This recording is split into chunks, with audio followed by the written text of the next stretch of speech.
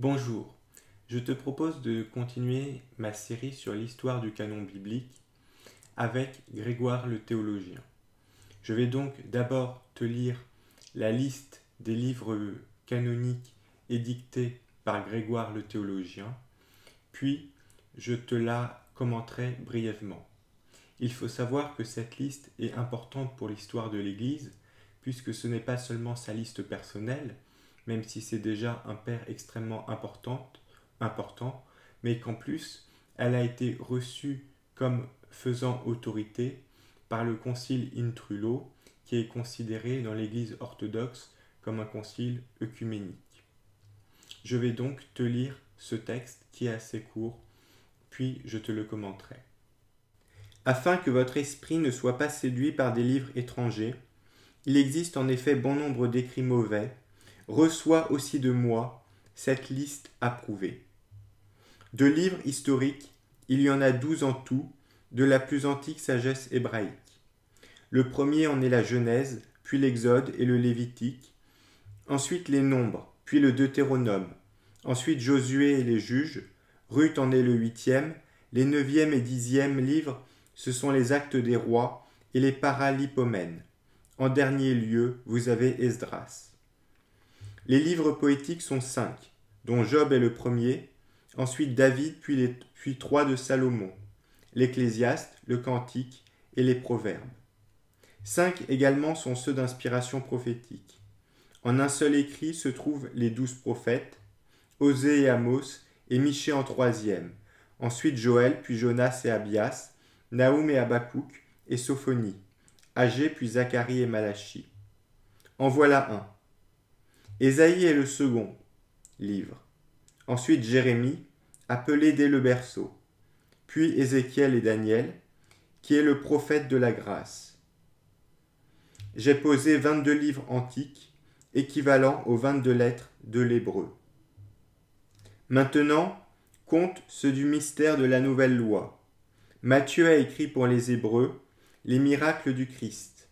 Marc pour l'Italie, Luc pour l'Achaïe. Et pour tous, Jean le grand héros qui a pénétré le ciel. Ensuite, ce sont les actes des apôtres, remplis de sagesse, et les 14 épîtres de Paul, et les 7 épîtres catholiques, dont une de Jacques, et 2 de Pierre, et 3 de Jean encore, et celle de Jude en est la 7e. Vous avez tous les livres. Et, s'il y en a un hors de ceux-ci, il n'est pas parmi les authentiques. Alors, quelques commentaires sur cette liste. Tout d'abord, tu noteras que pour l'Ancien Testament, Grégoire choisit une liste courte avec seulement 22 livres correspondant aux 22 lettres de l'alphabet hébreu. Il faut noter, cependant, que dans sa première énumération des livres historiques, il cite 12 livres, mais si on les compte, il y en a 11. En fait, il ne mentionne pas Esther, mais pour arriver au chiffre de 12, il faut en fait quand même compter Esther. Mais c'est là une ambiguïté qui n'est peut-être pas laissée au hasard. En effet, on a d'autres sources, et je te citerai d'ailleurs dans une prochaine vidéo une autre lettre, qui montre que le livre d'Esther était controversé à cette époque en Asie mineure. Concernant les livres poétiques, on voit qu'il en retient 5, David étant en fait les psaumes, comme tu l'as certainement compris. Il y a donc les psaumes, Job et les 3 livres attribués à Salomon. On pourra noter l'absence du Siracide et de la sagesse de Salomon. Enfin, il y a 5 livres prophétiques, les 12 petits prophètes étant comptés comme un seul, comme le fait la tradition juive. On notera donc que Grégoire le théologien, approuvé par le concile œcuménique d'Intrulo, œcuménique pour l'Église orthodoxe, approuve en fait une liste courte de 22 livres correspondant aux 22 livres retenus dans le canon hébraïque et en général repris dans les Bibles protestantes ou par les églises protestantes. J'insiste sur ce point-là, car depuis quelque temps, je remarque que certains orthodoxes critique les réformateurs, et notamment Martin Luther, en l'accusant d'avoir rejeté certains livres de la Bible, notamment par exemple le livre de Tobie ou les Maccabées.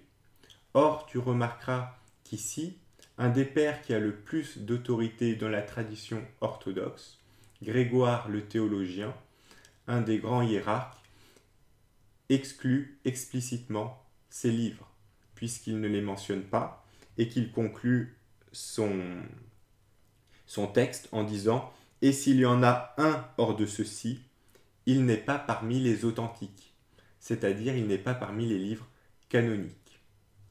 Concernant maintenant le Nouveau Testament, on voit que Grégoire, comme un bon nombre de pères de son époque, retient 26 livres, c'est-à-dire le Nouveau Testament tel que nous le connaissons actuellement, avec l'épître aux Hébreux attribuée à l'apôtre Paul. En revanche, il exclut l'Apocalypse. Là encore, c'est confirmé par d'autres sources de la même époque. En Asie mineure et plus généralement en Orient, l'Apocalypse n'était pas considéré comme un texte canonique ou comme un texte authentique par la plupart des pères du IVe siècle. Voilà donc ce que l'on pouvait dire sur la Bible de Grégoire le théologien et sur les livres qu'il reconnaissait comme canoniques. Je te dis donc à bientôt pour une prochaine vidéo.